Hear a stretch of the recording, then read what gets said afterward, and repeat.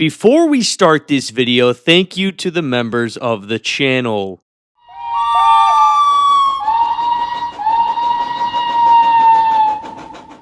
The Explorin' Tidmouth Shed set has been leaked and we went over it in a previous video, but today let's talk about the brand new Tidmouth Sheds itself. First off, I really do like this new Tidmouth Sheds. Whether it's because Mattel has let me down so many times and my expectations were just that low, or Mattel finally gave us a simple Tidmouth Sheds. Let's go section by section. First off, the turntable. The turntable only has 2 sidetrack connections, which is a bummer. But this turntable reminds me of the Ertl turntable, and the Ertl one also had 2 sidetracks. The edges of the turntable also look similar, having rounded gray plastic simulating gravel. The green sidings here are also gorgeous. Now this turntable has not 1 knob, but 2 knobs in order to turn it. 1 knob for each direction. I am not a fan of this, to be honest. I wish there was only 1 knob, just like on the Thomas Wooden Railway turntables, because 2 knobs just feels clunky. Another thing I don't like is the fact that the turntable track is elevated, which means only tank engines will sit on the track nicely. There was really no reason to elevate this track. Not only that, it messes with the play feature featured in the back of Tidmouth Sheds. You will now have to balance out the tender engines because of the incline. And who knows if the motorized engines will even fit on the turntable, let alone the tender engines. Mattel has always had issues making an even decent turntable. This Tidmouth Sheds was awful, and the turntable was somehow even worse. It didn't fit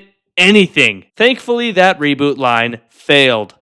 Alright, final word on the turntable. I love the colors of it. Nice and simple. Next, the sheds itself. You'll notice the entirety of Tidmouth Sheds has this gray base along the entire destination. Makes the piece feel like a more complete destination. Again, the gray base is simulating gravel. First off, the coloring is very good. It reminds me of the hit-era Tidmouth Sheds, which has made for some very good merchandise in the past. The cream color and the dark green looks good. The red above the engine berths also is a great touch. Now there is only 3 berths, but that doesn't really bother me. I wasn't really expecting any more than 3, to be honest. But of course, it would have been great to have more for all of these new engines. The sign saying Tidmouth Sheds isn't really needed, but it's Sodor labeling on a destination, so I really can't complain because we rarely ever get that. The roof and overall shape of Tidmouth Sheds is also very well done. Now Harold's helipad is attached to Tidmouth Sheds, which, like I said in my video, I don't love. At least the helipad is simple and not distracting. I also would feel better about the helipad if Harold just wasn't so terrible. The windows of Tidmouth Sheds are left open, which I don't love either. I do wish it had the green windows and that they were filled in. The outside walls of the sheds also are detailed. Now onto the backside of Tidmouth Sheds. This is where things get interesting.